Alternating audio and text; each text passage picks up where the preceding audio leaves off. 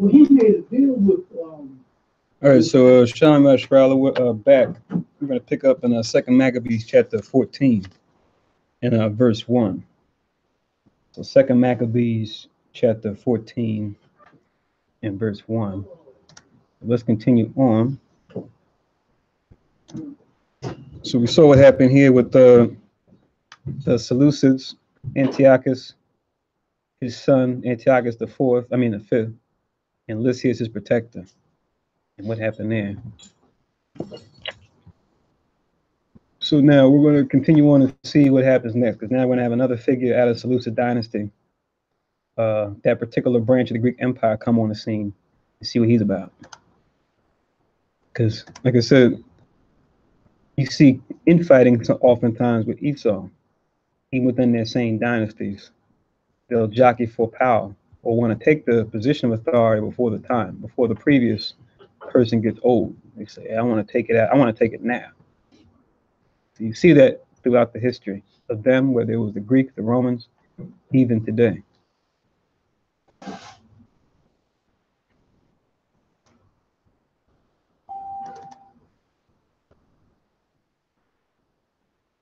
All right, so now this is First Maccabees chapter 14,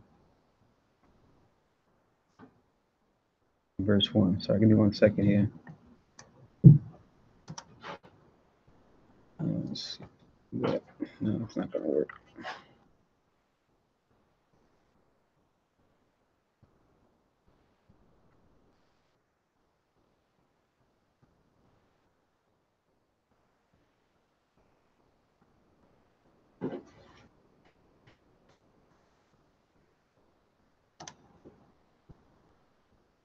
All right, good.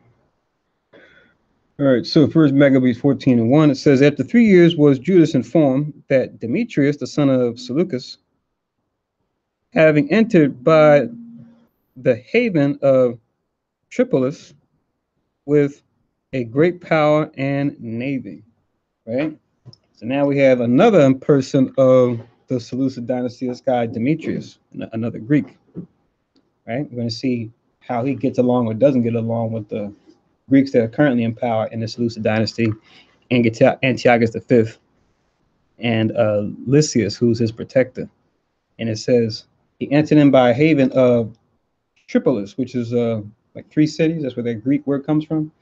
And we see today in North Africa, underneath Greece, so you'll see the Mediterranean Sea is. You see that country, Tripoli, right there in the north, right next to Libya.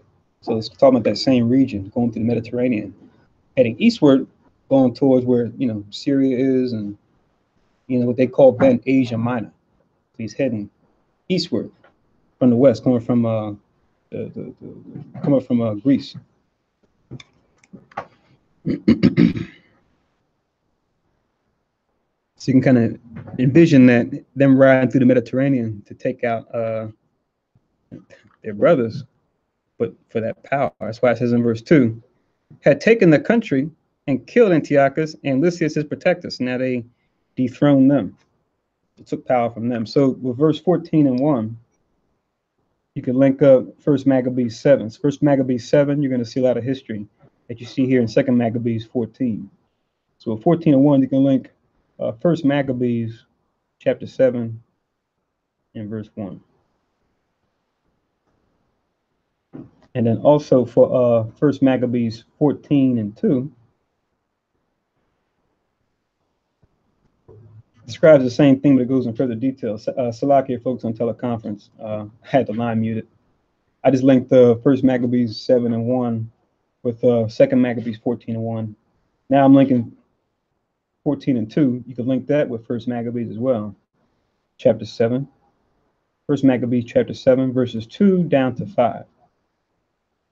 Where it goes into the detail behind how he took them out. And it says that he had his men do it because he didn't want to look them face to face. So I guess he had some sort of affinity towards them, but it was like wasn't enough for them to say, oh, let's try to rule together. Let's try to figure out how we can.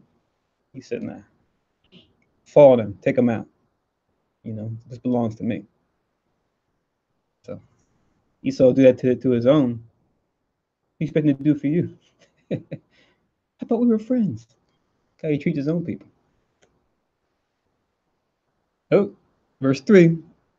Sell out central. We're back. Now, one alchemist who had been high priest and had defiled himself willfully in the times of their mingling with the Gentiles, seeing that by no means he could save himself, nor have any more access to the holy altar. Right? So another son of Aaron, but that what? It's not showing improvement like Judas and his brothers did. And now he says that he's lost his shot, even after trying to mingle himself with the Gentiles, trying to, like they say, when in Rome, do as the Romans do. When in Greece, right? Get greasy, right? But now that's not working out for him. So what's he do now? Let's see. Let's read on in the next verse. Came to King Demetrius in the 150th year, presenting unto him a crown of gold and a palm, and also of the bows which were used solemnly in the temple. And so that day he held his peace. Right? So, Demetrius didn't come against him because he gave him you could say a peace offering to say, yes, I'm in league with you, Demetrius. I acknowledge your authority over the Seleucid dynasty, right? So him trying to jockey for power for the new head of the Seleucids, this Demetrius now. But it says he gave him a crown of gold, but it says he even gave him bows or palms that were used for the temple service. He gave that to this strange ruler. So link with verse 4, 14 and 4. You can link 1 Maccabees 7 and 25. 1 Maccabees chapter 7 and verse 25, you can link. So 1 Maccabees 7:25 links with verse 4. Reading 1 and verse 5. Howbeit, having gotten opportunity to further his foolish enterprise, and being called into council by Demetrius, and asked how the Jews stood affected, and what they intended, he answered thereunto. So he wants an update. And he didn't get it from Antiochus V and Lysias, because he already killed them. So he's talking to them, saying, okay, so what's been going on since I'm in power now. I'm the new guy. So what's going on with your people? Give me the update. So now let's see what Alchemist has to say to him. Those are the Jews that be called Assyrians. Now you go into the Assyrians, they're like a certain band of Israel, right?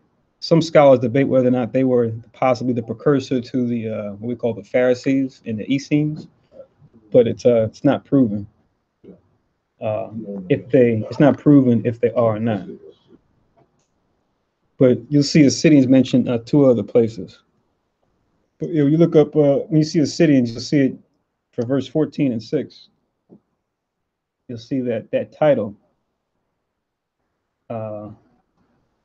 That title also referred to in 1 Maccabees chapter 7 and 13. 1 Maccabees 7 and 13. Also 1 Maccabees chapter 2 and verse 42. That's the link? Yes. Link that with verse 6. 1 Maccabees 7:13. Also 1 Maccabees chapter 2 and verse 42.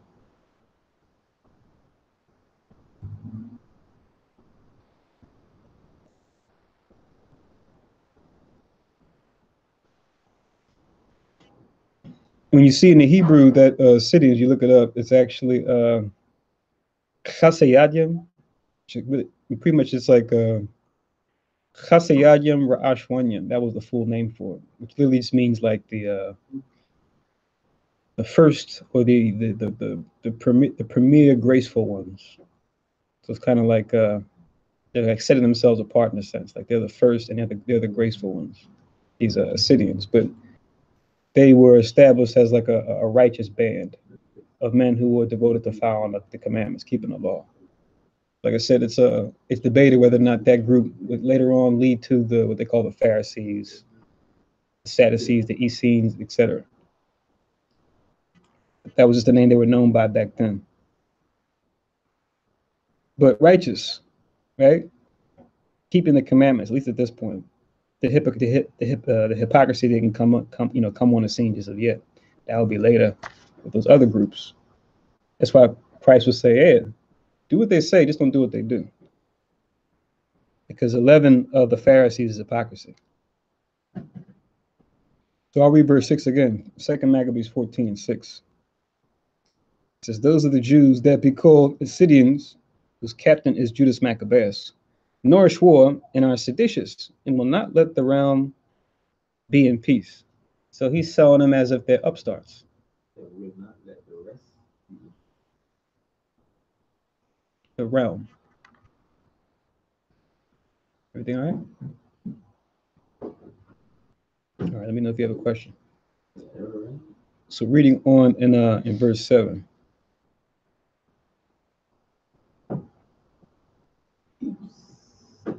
You have a question, or what's going on? No, the type of name.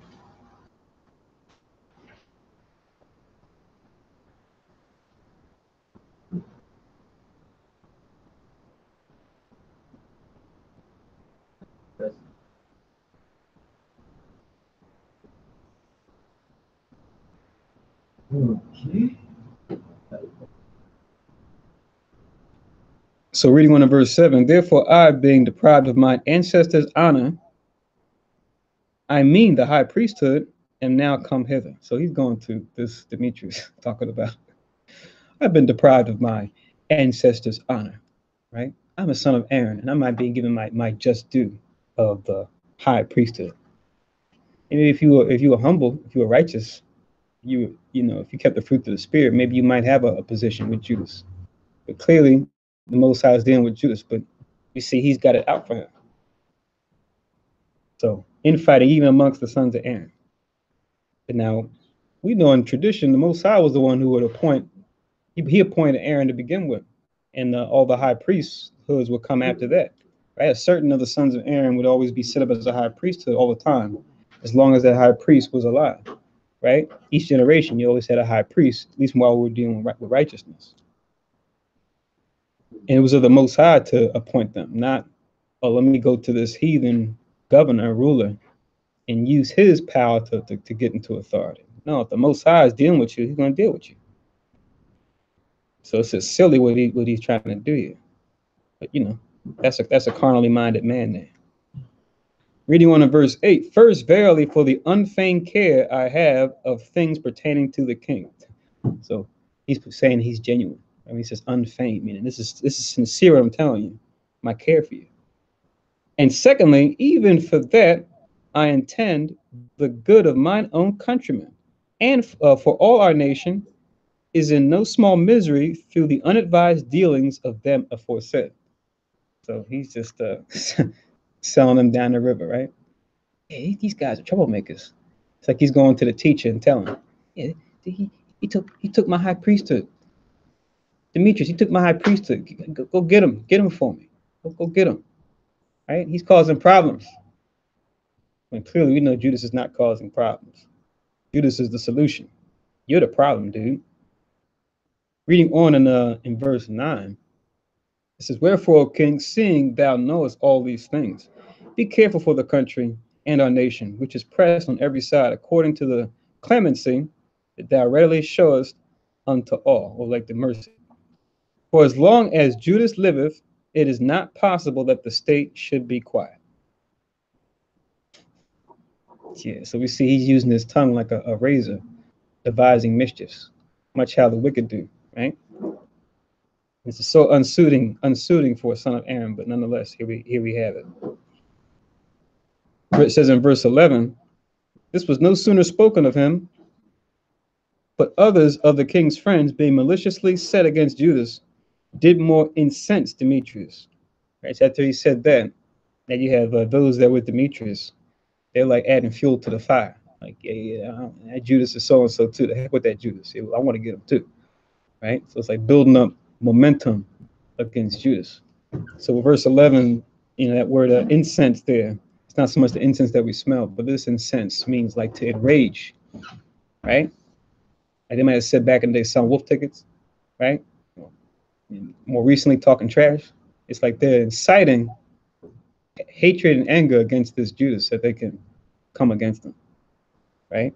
But we see that our own brother started the fire, even though really he's not. He's Israel, but he's not of Israel as far as his spirit. He's wicked. And now it's just adding fuel to the flames to come against Judas. So now he's got more enemies concerning his relation with Demetrius. At least that's the way it looks at this point. Reading on in verse 12, it says, and forthwith calling Nicanor, so now we have Nicanor come on the scene. Remember him from when we read first Maccabees, right? That famous general that was very proud before the Lord and proud against the people and against the temple.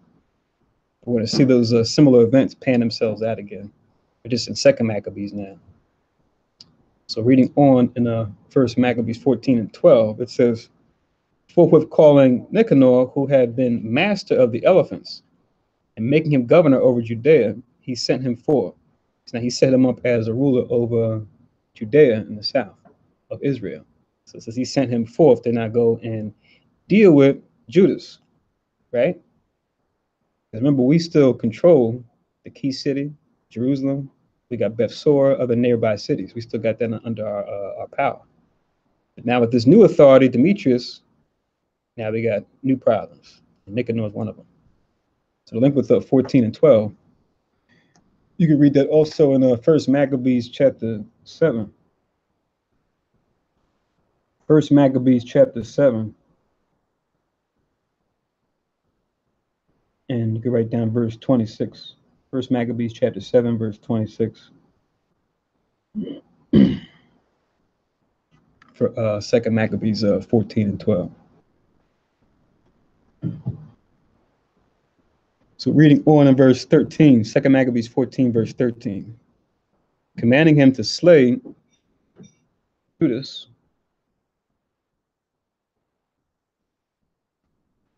and to scatter them that were with him, and to make Alchemist high priest of the great temple. So he said, okay, I hear what you're saying, Alchemist. You're on my side. Cool. So I'll give you what you want. I'm going to send you help to go and take out Judas, and remove him from, more or less the high priesthood position, since you could say Judas was more or less functioning as that, even though he was out and about going to war, defending the people. That was more his first line. That him and his brothers were like looked at as the main men holding down the temple, right? Which was suited.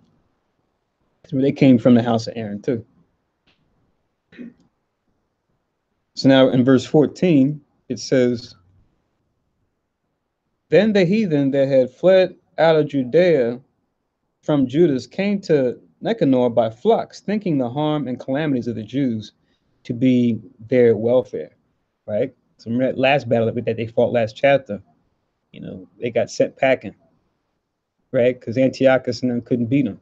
So now some of those folks that, straggled along that, that flee, now they see, okay, we got Antiochus is taken out, but now Demetrius is in charge.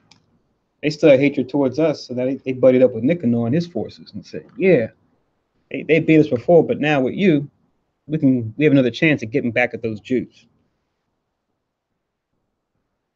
Verse 15, now when the Jews heard of Nicanor's coming, and that the heathen were up against them, they cast earth upon their heads and made supplication to him that had established his people forever, and who always helpeth his portion with manifestation of his presence. So same heathen, but a different enemy amongst them. So just like we saw in last chapter, they're going to the Most High first and foremost, as they should, right? And just to link up with 14 and 15, you could also link, we read it already, but second Maccabees chapter 10. Second Maccabees chapter 10 and verse 25. Second Maccabees 10 and 25 to link with second Maccabees chapter 14 verse 15. And also write these scriptures down as well. These verses I'm about to give you now go into us not only being the Lord's portion, but also being established as his people. You can write down Deuteronomy 28 and 9. Once again, Deuteronomy 28 and 9. Also, you can write down Deuteronomy chapter 29 and verse 13. Deuteronomy 29 and 13. Also, Deuteronomy 32 in verse 9. Deuteronomy 32 in verse 9. And then I got a couple in Jeremiah too before we continue. Also, Jeremiah chapter 10. Jeremiah chapter 10 in verse 16. Once again, Jeremiah 10 and 16. Also, Jeremiah 51. Jeremiah 51 in verse 19. You write down as well. Yeah, those verses dealing with the Most High establishing us as His people, also us being the Lord's portion, right? Like if you have inheritance or different lands, He's saying, yeah, there's a lot of my inheritance, right? Them I consider mine or my own. Just so we can see who the author is referring to. We know it's talking about Israel. So reading on in verse 16 now. Everybody got those verses, right? Okay. So reading on in verse 16. It says, so at the commandment of the captain, they removed straightways from thence and came near unto them at the town of Deso, 17. Now, Simon, Judas's brother, had joined battle with Nicanor, but was somewhat discomfited through the sudden silence of his enemies. So now we're going to see him, take more action going forward. And now we see here mentioned in Second Maccabees, this is the Simon that we know, right? Simon Thasai, right, of the sons of Mattathias, Judas's brother, right, known for his wisdom and counsel. It says he joined battle with Nicanor, right? It says he was somewhat discomfited through the sudden silence of his enemies, because Nicanor, he was tricky, right? He was strategic, as we're going to see his method here for how he's going to engage the Jews.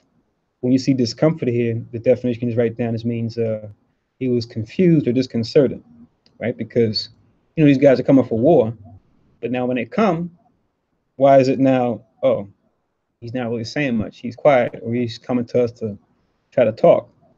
What's the deal, right? Is there an angle here, right? Because clearly you're expecting this man coming for war. So let's see what happens. Reading on in verse 18. Nevertheless, Nicanor, hearing of the manliness of them that are with Judas, and the courageousness that they had to fight for their country, durst not try the matter by the sword. So their reputation preceded them. Right? Nicanor heard a lot about them and the battles they have fought. So, him using some sense, he said, let me not try to come against these guys head on. At least if I can feel them out, see what's what. See if I can parlay with these guys, right? As we're going to see, we're going to see, somewhat of an admiration amongst enemies, right? Well, so and so is your opponent, your enemy, but then after beholding them, you become fond of them, right? You say, oh man, look at that, look how he holds it down, right? Because you see, as warriors, as generals, you might see something of yourself in that opponent or that same man. Like I said, we're talking about warfare here. You see similar things now with sports or different types of competition, whatever it may be. So it says, verse 19, wherefore he sent Posidonius and Theodotus and Mattathias to make peace. So they're trying to brokerage a peace here. So when they had taken long advisement thereupon, and the captain had made the multitude acquainted therewith, and it appeared that they were all of one mind, they consented to the covenants. Right? So they sat down, worked something out, and said, okay, look, here's what we'll agree upon, right? No war, but let's just see if we can establish some kind of league one with another. And appointed a day to meet in together by themselves. And when the day came, and stools were set for either of them, right? So now they wanted to have you could say a private meeting, if you will, right? After they said, okay, look, we kind of hashed out the overall picture. But now let's sit down. Let's set up another point of time. We can kind of gather, collect ourselves, gather our heads, think about what we want to say, what we want to put out there, and we'll come together at a later point. So it says they came at an appointed time, an appointed day, right? They set a time, a date on a calendar to meet to talk. It says they had the stool set up for either of them, right? Little chairs they would sit down where they would exchange. It says in 22, Judas placed armed men ready in convenient places, lest some treachery should be suddenly practiced by the enemies, right? So he agreed to their conference, but at the same time, he said, yeah, we can't trust these guys. Right? We don't know what they might try to pull, right? Because we know we've seen this before with them. They'll come and say, peace, peace. So, no peace. They're doing that to disarm us. So Judas being cunning, he said, okay, I will sit down. And then you got, in case you got your guys waiting in ambush, I'm gonna have guys waiting in ambush here for you too, to meet them, right? And to be lookouts, to make sure nothing crazy happens, right? So you got, I got my security detail here too. So don't think it's anything sweet. You're gonna try to pull a number on us. And I guess we can link this with 14:22. He went up there, so he's not his favorite verse. We can link with verse 22. Ecclesiasticus chapter 12. Ecclesiasticus chapter 12, verses 10 down to 12. Ecclesiasticus chapter 12, verses 10 to 12. To link with 2 Maccabees 14:22. So it reads, Ecclesiasticus 12, 10 down to 12.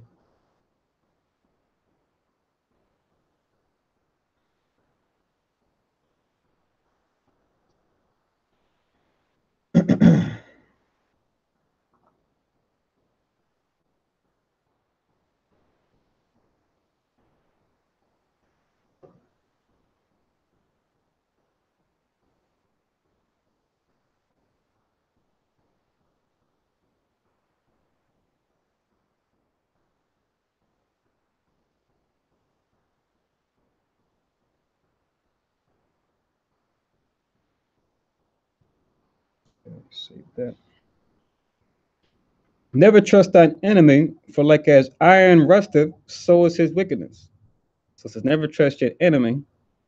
The same way that iron rusts, so is his wickedness, right? You can't get that rust off once it comes on, right? It's tough. The same thing when it comes to your enemy, right?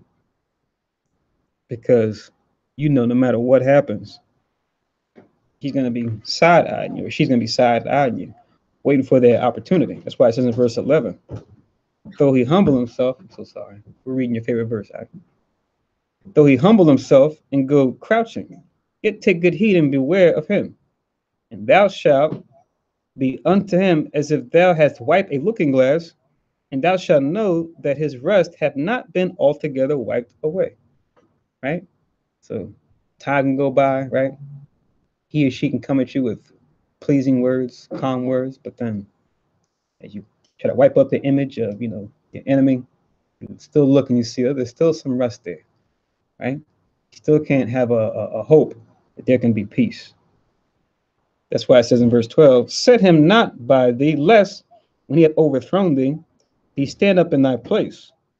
Not let him sit at thy right hand, lest he seek to take thy seat, and thou at the last remember my words, and be pricked therewith. Right? So Jesus, Sirach, and Jesus, the grandson, they're telling each other, look, be pricked by these words, right? Make sure you don't succumb to this situation. Right? That's what he means when he says, remember my words and be pricked therewith. So you have dealings with certain folks and you know that you're at odds with them, don't be taken back if they do these things, right? If they come a certain way and they get, you guys getting close now, always just keep an eye out, keep your head on the swivel just to make sure, right? Because you never know. It could be a thing where, okay, You guys are bitter enemies. Now you become friends after a certain, impasse. But yet and still, keep your eyes open, especially when it comes to the heathen. And even with your brother too. Even though with your brother, you can gain a brother sometimes if you deal with your brother or sister righteously that you might have been enemies with or been at odds with. But when it comes to the heathen, rest assured, when opportunity comes, they will strike. Even if there's plenty of time of kind words, it's all feigning. It's all just phoning. Because they want to get the advantage for themselves and for their family and for their people. That's Ecclesiasticus 12:10-12.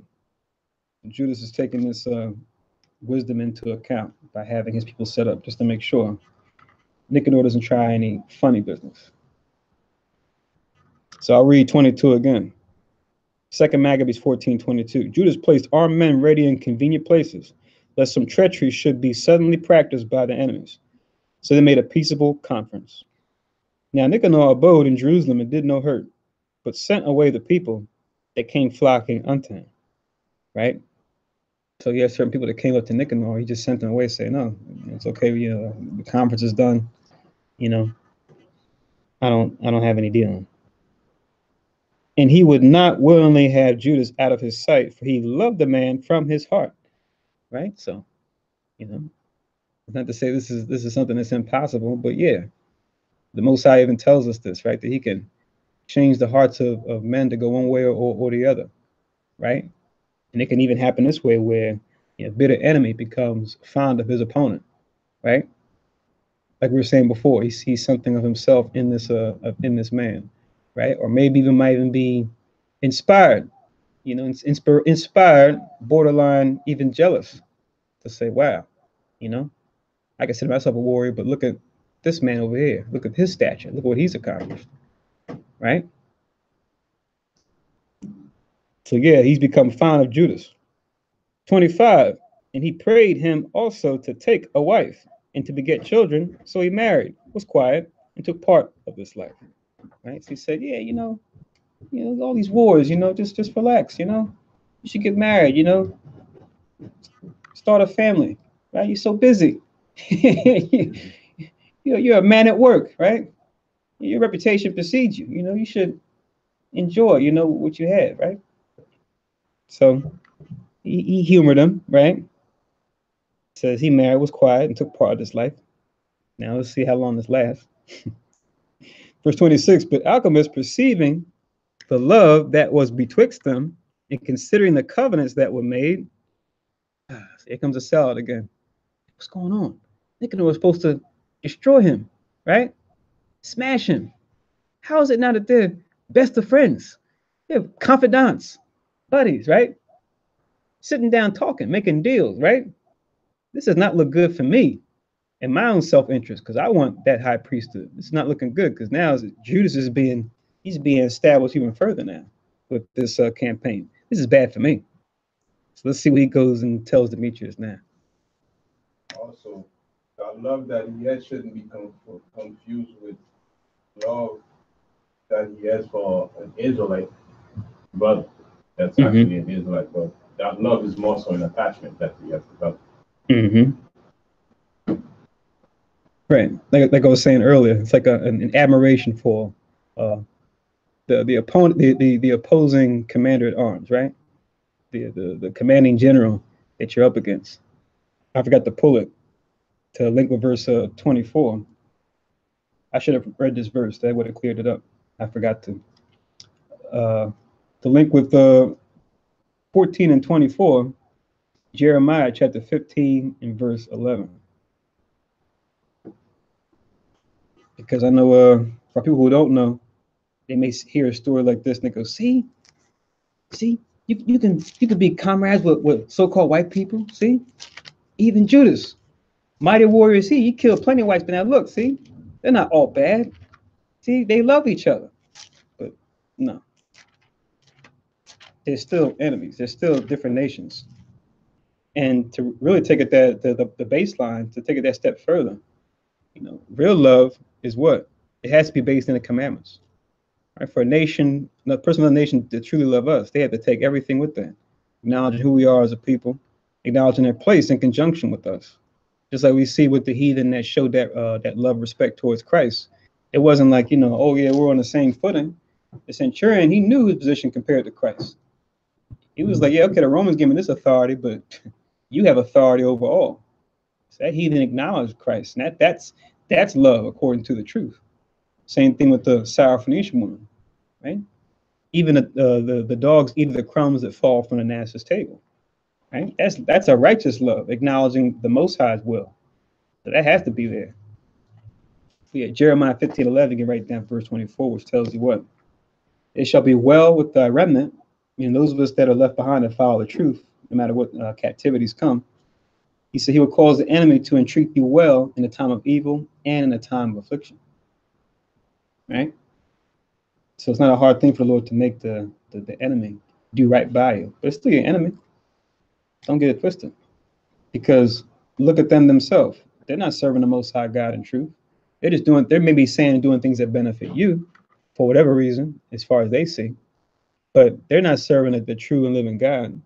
So if that's the case, that you guys are still enemies, right? Because you are what you serve. So if they're enemies to our God, they're definitely enemies to us. So let's go back to 2 Maccabees 14. So that's the beautiful thing about the law, because the law can clear all that up so that there's no confusion. But, according to righteousness, you take a man or woman at their word and how they present themselves. Only until they give occasion for you to retaliate, defend yourself, or to go on an offense, do you do so, right?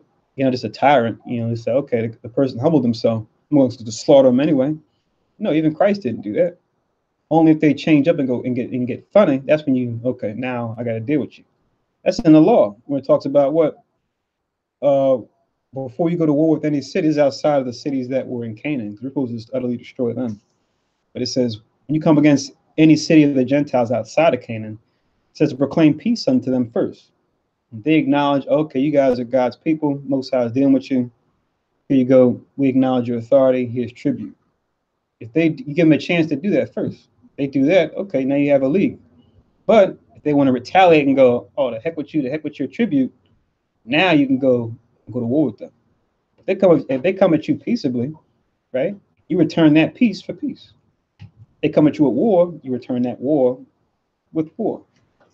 That's what you see throughout the scripture with the most righteous of our people, especially you look in the case of, say, like Judas, Maccabees, or even like David or like a Joshua, men who were known for warfare. You saw that they were warriors, but not warmongers. They had occasion where different nations would proclaim peace unto them, and they didn't just go to town with them, or certain individuals of that nation proclaimed peace. They spared them, right? Because they said, look, we know who you guys are. You guys chosen. We acknowledge your authority. We beseech thee. They didn't just say, oh, the hell, you destroy them anyway. No. But those that came against us aggressively, yeah, they met them with war, right? So it's a simple concept. We read it already about rendering every man according to his works. So we just carry forth that same idea when it came to engagement. I just wanted to make sorry. a quick comment. And in any dealing with any other nations, one thing that we gotta keep in mind that nations don't have friends outside of their nation. They mainly have interests. There you go. So it's not about friendship. It may appear to be friendship, but it's not really friendship, but it's interest. And they become friends because something that you know that they want to exploit. And it'd be in their benefit of their nation, to be around you so that they can use it for their people. Come. So reading on in 2 Maccabees 14, it says, I'll read 26 again. Yeah. The alchemists perceiving the love that was betwixt them and considering the covenants that were made, came to Demetrius and told him that Nicanor was not well affected toward the state, for that he had ordained Judas a traitor, to his realm, to be the king's successor. Right? So he's supposed to be the outsider, but now he's supposed to be a traitor, but now he's making a league with him, right?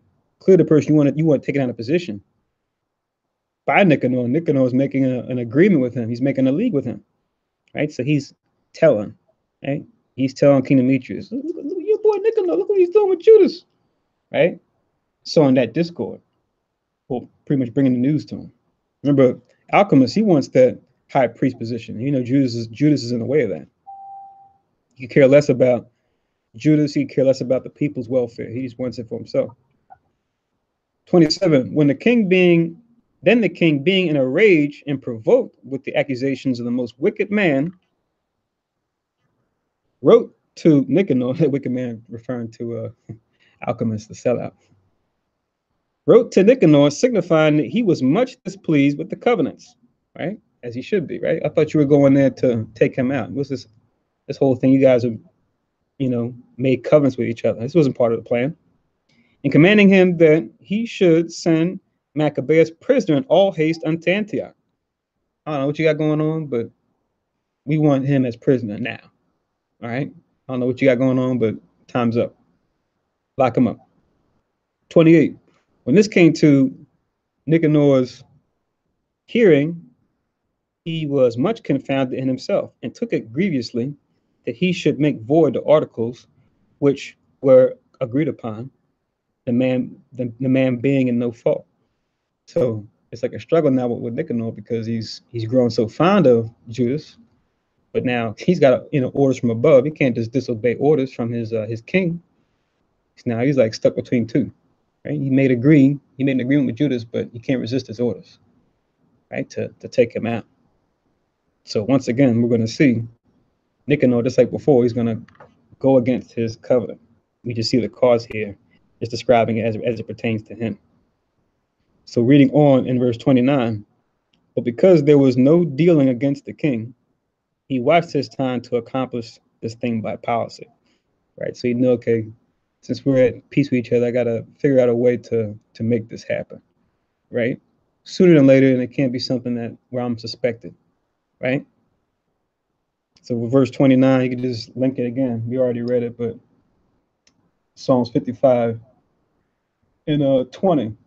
Psalms 55 and 20 again, there's a link which tells you how what.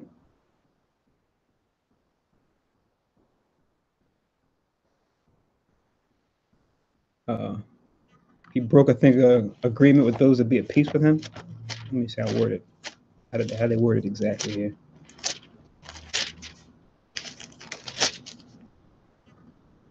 He had put forth his hands. There we go. He had put forth his hands against such as be at peace with him. He had broken his covenant. Right? So he's gonna follow suit. He's gonna do the same. Let's see how it happens. Let's see 29. Psalms 55 and 20, sorry. Which we already linked before, back with 2 Maccabees 13:25. You can link it with this verse too. 2 Maccabees 14:29.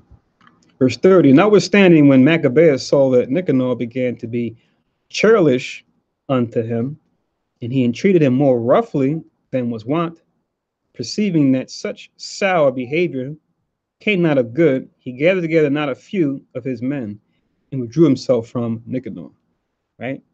So, strangers in paradise, now it's come to an end, right? He's seeing Nicanor's behavior change. He's like, something's not right. Time to regroup, because now we know the treachery is going to come next.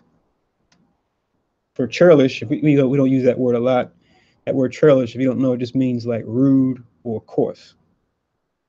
When someone's churlish, it's like they're very coarse or rude in their manner, right? So he's talking like rudely now. And then when it says want, it just means like to be accustomed, right? So it's like, somebody that when you see him, you guys greet each other a certain way, there's a certain, hey, what's going on? Certain vibe. Now all of a sudden the vibe changes. It's like something's different now about that person. So I don't know, something happened. Maybe it's something I did, maybe it's something on their side, but I just know things are different now. Judas takes a whip to this.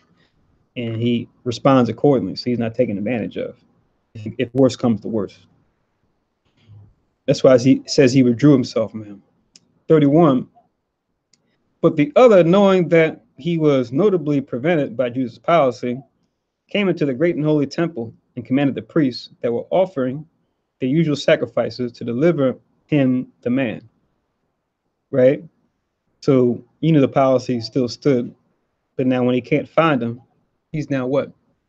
Going to the priest now saying, look, you guys know where he's at. Tell me. Right? And I know he talks to you guys, of course, because he's part of the priest himself. So he's seeking out where he went to. And when they swear that they could not tell where the man was whom he sought, he stretched out his right hand rather, toward the temple and made an oath in this manner. So now Esau, right? His true colors come out. If you will not deliver me Judas as a prisoner, I will lay this temple of God even with the ground, and I will break down the altar and erect a notable temple unto Bacchus. So he put a serious threat out there, right? Threatening to level God's temple if they don't give him up as a prisoner, and then erecting a temple unto Bacchus, which is one of their false gods, right? I think it's the same as Dionysus, god of wine, god of reveling. But nonetheless, he wants to level the Most High's temple and then put a Greek temple up there in its place. So talk about sacrilege as far as we're concerned. Yeah, you see this Bacchus being pushed on our people before, earlier on in the chapter. It's like one of their patron gods that they follow, trying to get us to convert to their way. You can just link 1433 with 2 Maccabees chapter 6 and verse 7. Once again, 2 Maccabees chapter 6 and verse 7. Where you see them trying to sell us the idea behind Bacchus. Like converting. Yeah, follow our, it could be religious, it could be political, economic system, right? Follow this way, follow this method. Trust us, right? You'll like it. But now he's coming by force, unless they give him up Judas. 34, after these words, he departed. Then the priests lifted up their hands toward heaven and besought him that was ever a defender of their nation, saying on this manner. So now they're going to pray unto the Lord once again, obviously, because of this great boast. Him being a mighty man of war, they know that what? He can, deliver it, make it happen. So they definitely need to trust in the power of the Most High to be their protection and to use whatever means to defend them. 35, thou, O Lord of all things, who has need of nothing, was pleased that the temple of thine habitation should be among us. Right? So the Most High, he doesn't have need of anything. If anything, right? We just give to him. But it's not something that he has to have, because all things belong to him anyway. He just wants to see our hearts, our minds, how we are towards him. To link with 35, there's a couple of different verses we can read, because what they've been talking about too is, they get to physically build the temple back after being destroyed. Remember during the time of the dedication of the altar. But now, even speak on that wisdom of, while we have the building, that's also a reflection of what? His tabernacle being amongst us as the people. Right? Because we know it's more than just a building. Building's important, no doubt. But the people are what's really the ultimate thing that Most High told us, that he would dwell amongst us, that he would set his tabernacle amongst us. So that's what they're saying here in their prayer, acknowledging what the forefathers have written. So to link with 14 and 35, just to show that wisdom, you could write down Leviticus 26. Leviticus 26, verses 11 and 12. Once again, Leviticus 26, 11 and 12, you can write down. Also, you can write down Ezekiel 37, verses 26 to 28. Ezekiel 37, 26 to 28. Also, you can write down 2 Corinthians where Paul even quotes these verses about his tabernacle dwelling amongst us. 2 Corinthians chapter 6 and verse 16. Once again, 2 Corinthians chapter 6 and verse 16. And then another one, Revelation 21 and verse 3. So Revelation 21 and verse 3 tells you that what? His tabernacle is amongst men, right? His tabernacle. Revelation 21 and what? Verse 3, which tells you what? That his tabernacle dwelleth amongst men, right? Showing you that what? It's more than just the building itself. And then you could also add on where David makes his prayer to the Lord when they first dedicate the resources for the temple before Solomon would actually build it. He speaks in similar fashion. We can't give you anything, Lord, but everything belongs to you anyway. And he says this in this prayer. You can just write down First Chronicles chapter 29,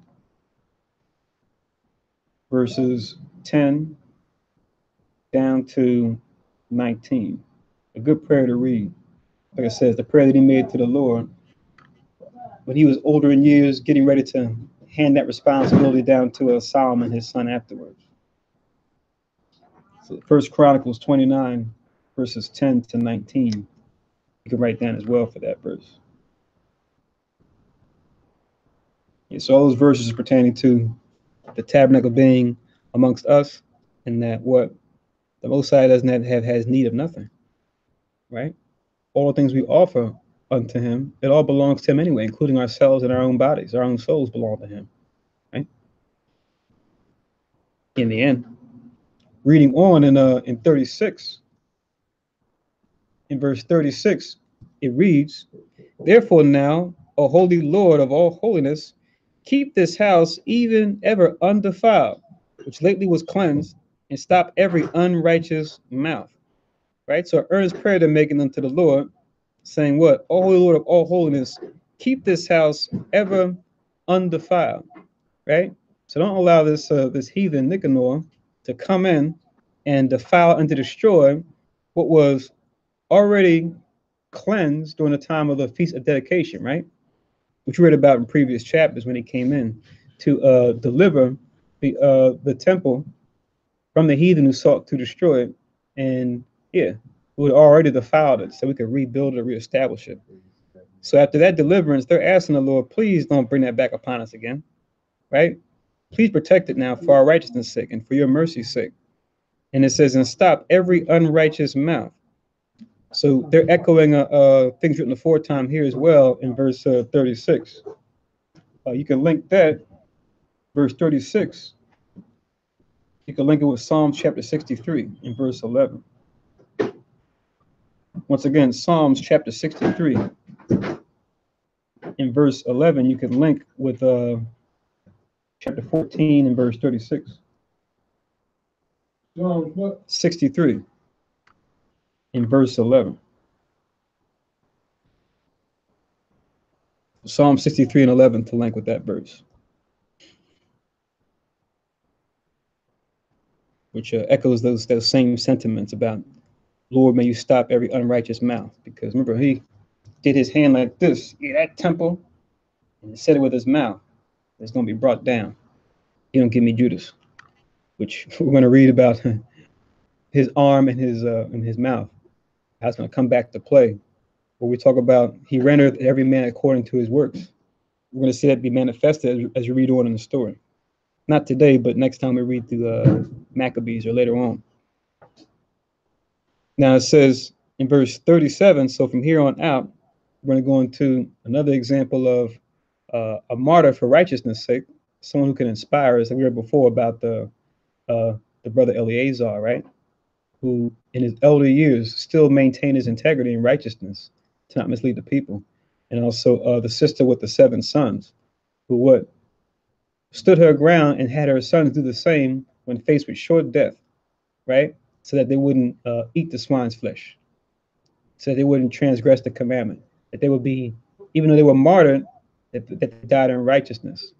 So we're going to see another example of a righteous person in Israel that stands up for righteousness, even when they're faced with short danger. So let's read about it.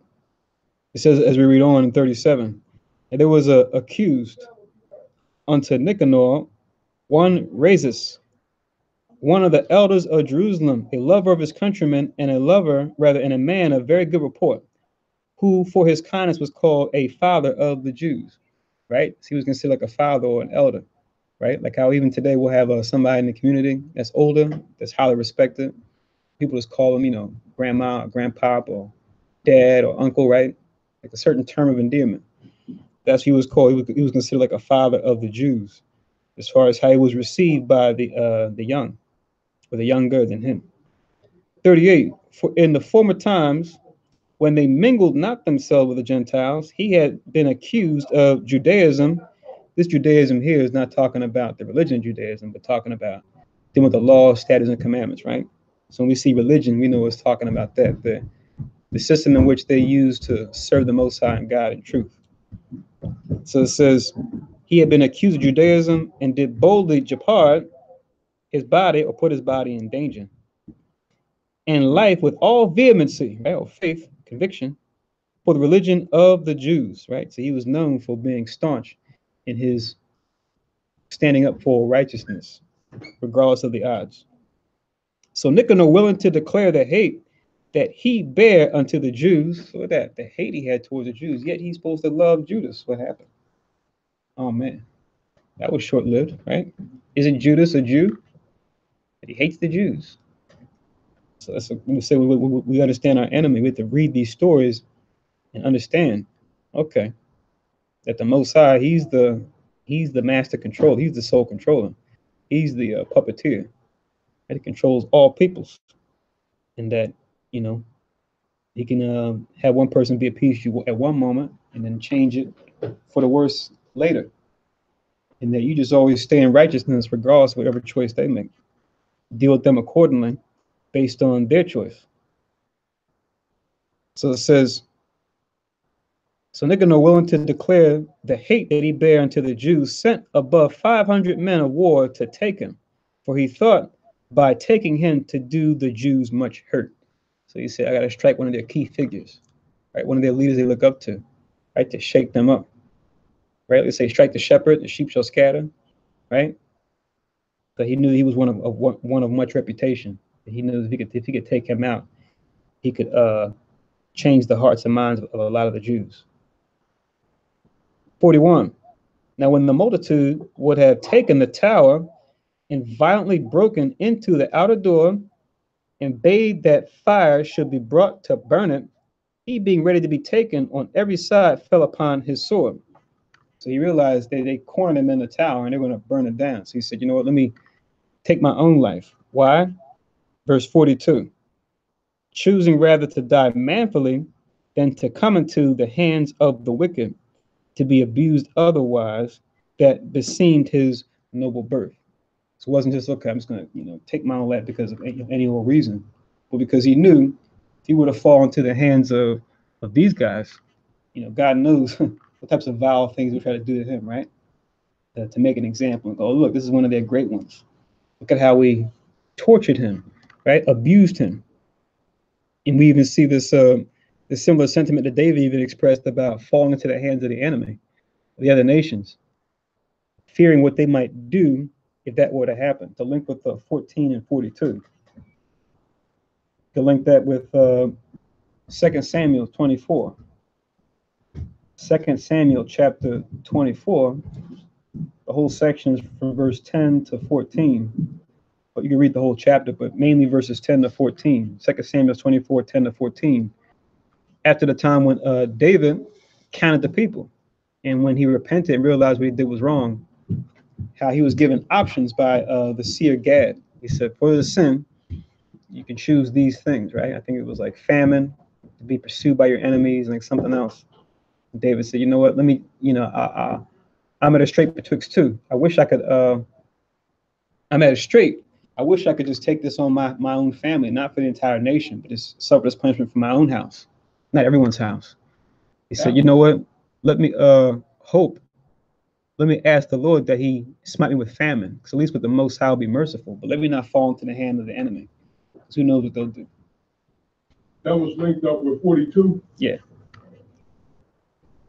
He expresses that similar sentiment of, let me not fall into the hands of the enemy. Let me at least fall into the hands of the Lord. At least there, I know that I'll find mercy.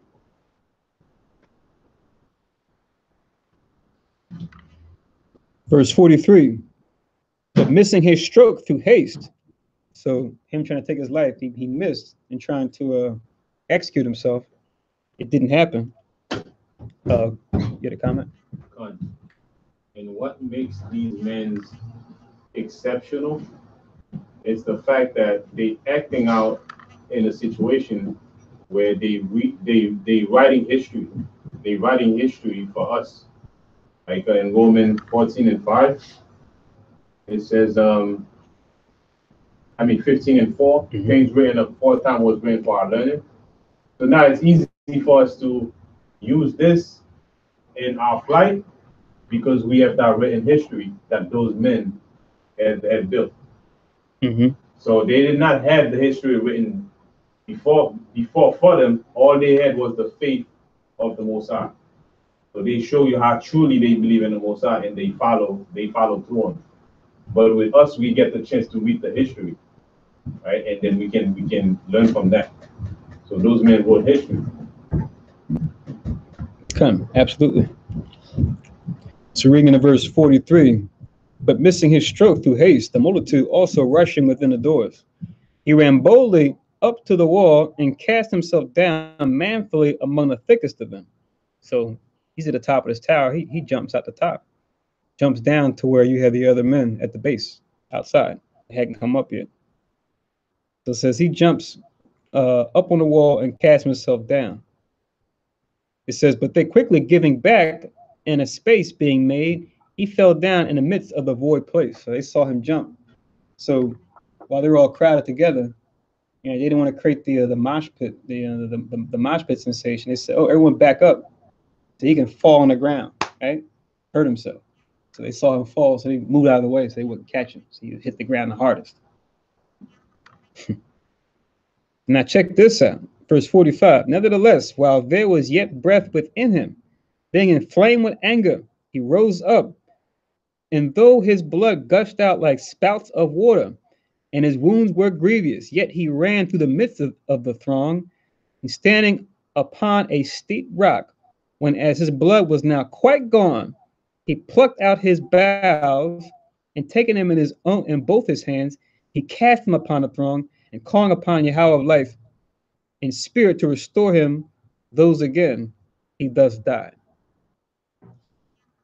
So I can only say, just imagine this. Imagine that. Imagine being there. Imagine being one of these soldiers or Greeks, seeing that. This older man, after falling that far, get up, shut him out of the way, bleeding profusely, taking his own entrails out, and in anger, throwing it at them at his very last moments.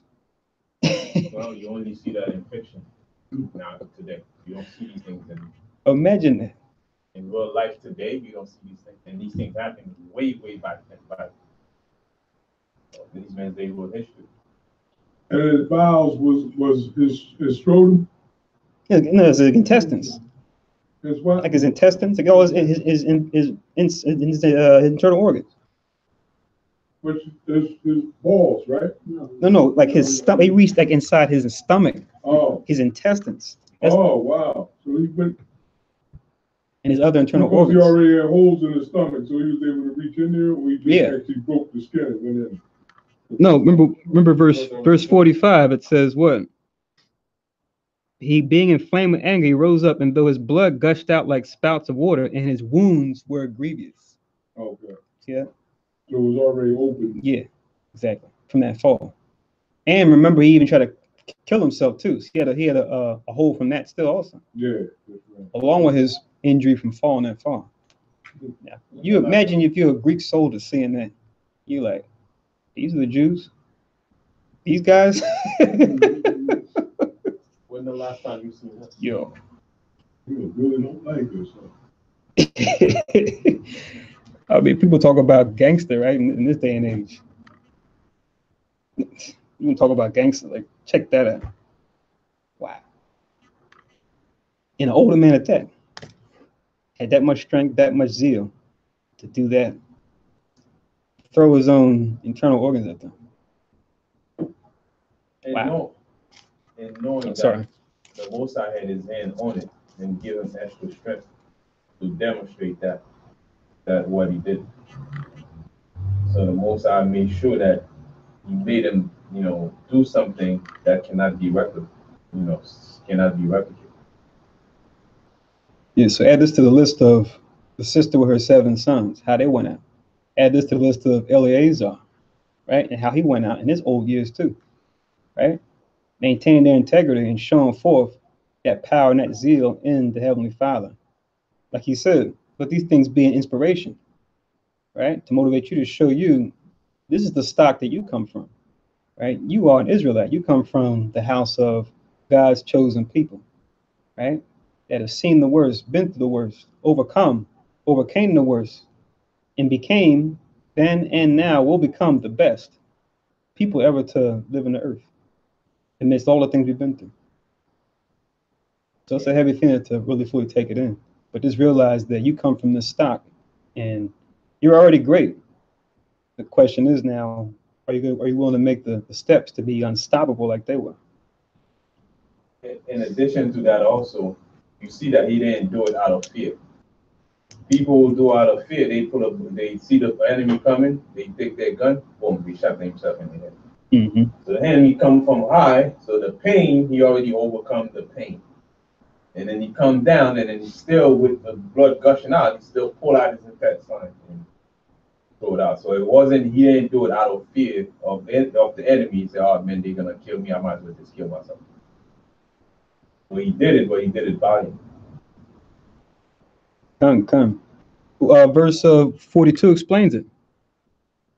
Then to come into the hands of the wicked, to be abused otherwise that beseemed his noble birth. Like you said, his story has to be told for the young to come after him. They had to be reminded of, okay, when he was faced with sure danger, here's how he went out. So he's thinking beyond himself. He's thinking about those that come after him that are going to continue the fight. So it could be perceived as selfish at the onset. We're examining it. You see, it's actually more of a selfless act, Right. An act to show forth his care for the nation. Right. Purpose. Right. Purpose. It could be history, and when you have a purpose, your purpose will live long after you're gone. That's your purpose. What do you work for? What do you do this for? You gotta have a real purpose even after you're gone. That purpose, that history of that what you did, gonna live and look today after that done passed, and we're still reading about it, and we still, can't find anyone that can match what he did out of the other nations. Did you want to link Romans 15 to 4 to verse? You were just quoting it in passing. So you can link with verse 46, Ecclesiasticus 4 and 28 again, and Hebrews 12 and 4 again. We read those already. But those link up with what we read before, back in chapter 13 and verse 14. We linked those verses back then about striving for the truth until death, and how the Lord shall fight for you. And you do not resist it unto blood, striving against sin. Right? So if you haven't come to this place like he did, like others we read about before Maccabees, let's keep that in perspective. Not to make light of whatever temptation you're going through now, not even. Always just be reminded it could be a whole lot worse. Whatever you got on your plate, you can handle it. It hasn't come to this for any of us. It hasn't come to something on this level, right? Your life's being threatened. What do? We deal with what? False doctrines. We deal with, loss of possessions, loss of family members, right? Either spiritual or physical, right? But now, as far as, your life being on the line, we haven't gotten to that. But if it does come to that, we've got the history, we've got the story to lean upon. And remember, all these stories lean on Christ's story, because remember, he's the ultimate sacrifice above all. That he overcame, the worst insurmountable odds, but then he still triumphed in the end. He still lives on as they live on, right? These men and women are still alive, right? They truly haven't died. They're just gone to sleep, like we see in the New Testament. It's worded that way. Once again, Ecclesiasticus chapter 4, verse 28. Ecclesiasticus chapter 4, verse 28, and Hebrews 12 and 4 to link with verse 46 about striving for the truth unto death and resisting on the blood, striving against sin. But yeah, can't emphasize that enough. Like I said, it's not something that we seek in this life, but if it comes to that, we've got the reinforcement here as far as, okay, here's what they did when faced with it. Now we seek that same spirit that they had, the Holy Spirit, to give us the strength to overcome the same. Like I said, if it comes to that. And also, parallel to that, I want to link Ephesians 6 and 12. Just like what's there again? Ephesians 6, 12 and 13.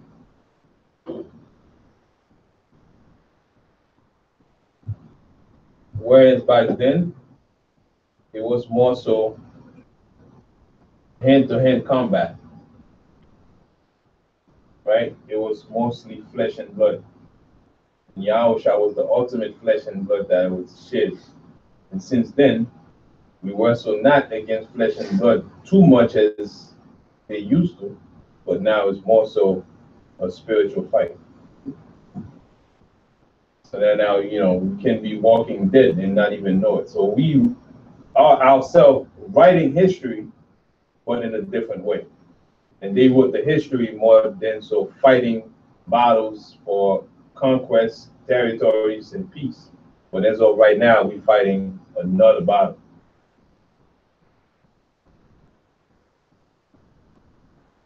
So now we got to have our own purpose. So that in the kingdom, that purpose, when we fight, then that what we fight for will be written as well, right?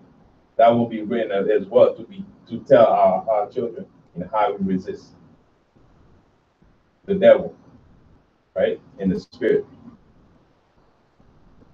Con, what was that again? You said Ephesians 6, 12 and 13. We wrestle not against flesh and blood. Come. Glad you mentioned it, because I referred to it earlier, but I guess I'll quote it too. Romans, last chapter, Romans chapter 8, to deal with this spiritual fight that we have to overcome. Romans chapter 8.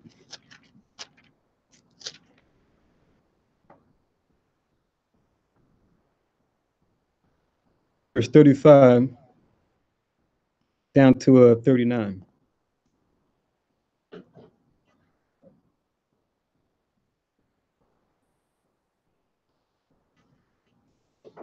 Where within that, it talks about how all these things that we suffer, all these things, these temptations that we overcome, or that we're faced with. It says how we are more than conquerors through him that loved us. So, like you were saying, without us going to warfare with swords and shields and spears and all that, that spiritual battle we fight, that can't be taken lightly at all, right? This is the great enemy to overcome, which is death, above all. And that's what we're faced to look at, especially in these times. And we always were, and that's being brought to the forefront as far as escaping death through temptation. But more so speaking about the spiritual death, not so much physical death as far as, fear for, your livelihood. But all these things are connected. And through Christ, we can overcome all. We can be more than those conquerors, more than those people that always talk about in history. Like, oh yeah, this great conqueror, he slaughtered this many men, he took over this much land, this, that, and the third. But for those who can overcome temptation, it's like an even smaller group, a more elite group than those that, carnal people will look up to. And if we stay the course and stay true to the end, we'll be a part of that group. So the hope is that all of us that are here, we continue to walk that straight and narrow path. We resist the false doctrines. We resist afflictions of the body, of our possession, of family, friends, associates, and we resist the different lusts of the flesh, right? Whether it be unlawful lusts or lawful lusts that have us overindulge, that we overcome those things, and that we have them, that those things don't have us, and that we have that which matters most, which is our soul. So that is the great warfare to overcome. But yeah, Romans 8, it's all there. It covers it.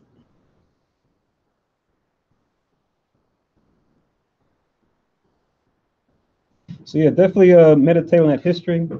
Be reminded of that legacy that our forefathers had left for us. That without them making those moves they did, we wouldn't be here today to even speak about it. And like Khan Bakwa mentioned earlier, realize that through our belief in these things and our actions based on that faith, we tell our own history. We continue the scriptures, right? I always make the joke. I say we are Acts 29. We are Acts 30. We're Acts 31. We're Acts 32. We're the continuation of the Acts of the Apostles. We pick up where they left off in these last times, right? Doing that same righteous work. So our stories are being written right now as we speak.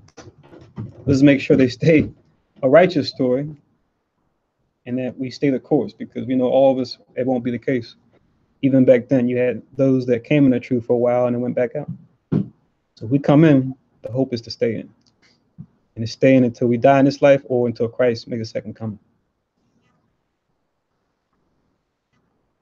Okay, so here we'll make an end. Next week, we're going to be reading Leviticus 20 and 21. We're actually a couple chapters back, because I think last time we did Leviticus, since it was kind of lengthy, we only got to deal with one particular chapter. So 20 and 21 of our Leviticus. And if time permits, we'll get to chapter 22 as well, but I would just say focus on the chapter we didn't read, and then 21. And then perhaps we can catch up. Leviticus 20 and 21 is our next reading. Okay. So with that, we'll say a short Shabbat, a happy Sabbath day. Hopefully everybody was edified by the lesson today. Hopefully you were inspired too by the valiant act of Judas and those with him, even amidst perils of the heathen and perils of his own countrymen that he faced. That while we face similar things, we overcome as he did and follow the same guidelines that he did. Be inspired as he was by those that came before him. We now are inspired by everyone that came before us in these times to do the same. Right? So with that, we'll do the closing prayer.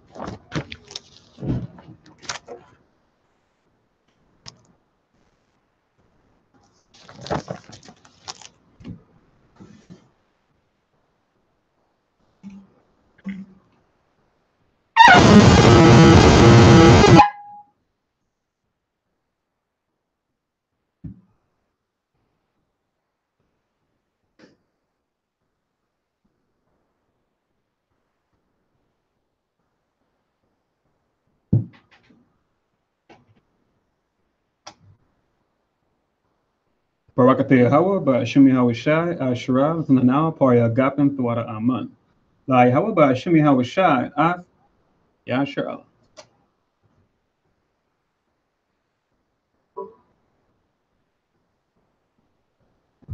English translation. Blessed are you, Yahweh, in the name of Yahweh Shai, that gives to us the fruit of the vine. Thank you, so be it. To Yahweh, in the name of Yahweh Shai, with Israel.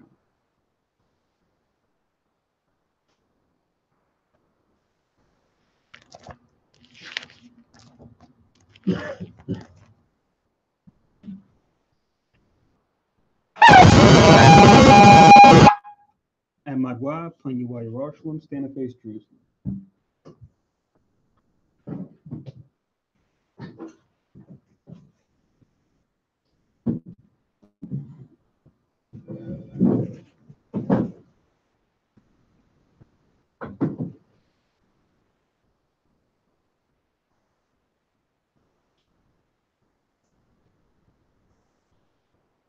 Yahweh, Ba'Hashem, Yahweh Shai, Babakushai, Shemai, Lanawa, Aitha, Yamyan, Aitha, Shalak, Mayaka Allah, Waha Allahayim, Tazwadakim, La, Shemar Ayel, Barak, Rapah, Magan, Wa Chazayak, Banya, Yasha Allah, Washalak, Lanawa, Rabium, Kakama, Rabium, Da'aif, Rabium, Bayana, Rabium, Sabalanwa, Rabium, Amawan, Rabium, Aqua, Rabium, Ahabium, Rabium, Hagana, Rochanaya, Wasalak, Kal, Katayanawa, La Akim, Wa Akiwa, Wayasha'ala, Thamyad, Waiwalam, Ba'Hashem, Yahawashai, Thawada, Aman. English translation. Yahweh, in the name of Yahweh Shai, please listen to us now. Right now, send Michael and the righteous powers to watch over, bless, heal, protect, and make strong the children of Israel. And send to us much wisdom, much knowledge, much understanding, much patience, much faith, much brotherhood, much love, much spiritual protection, and forgive all our sins. For the brothers, sisters in Israel, always and forever, in the name of Yahweh Shai, thank you, so be it. Four corners prayer. Yahweh, Ba'Hashem, Yahweh Shai, Barak Nawa, Wayash Allah, Wabath Yasaparim, Shemai, Yasharale, Yahweh, Allah, Yahweh, Yahweh, Akhay. English translation. Yahweh, in the name of Yahweh Shai, bless us in Israel in the house of books or the school. And then we said, Hear, O Israel, the Lord our God is one Lord. So again, we'll say, Shah Shabbat, happy Sabbath, everyone. Everyone have a blessed week. We'll talk to you in the upcoming classes and services and holy days. Shalom. Shalom.